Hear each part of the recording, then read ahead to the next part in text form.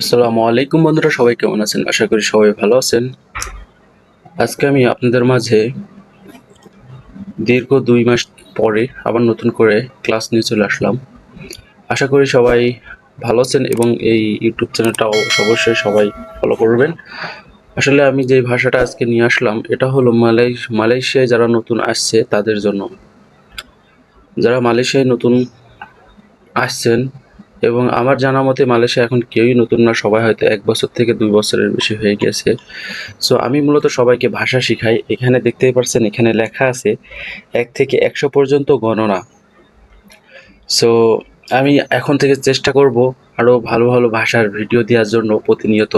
কারণ দীর্ঘ ৩ মাস থেকে ২ মাস আমি কাজের চাপে একটু ব্যস্ত ছিলাম। এই কারণে আপনাদেরকে দিতে পারি নাই।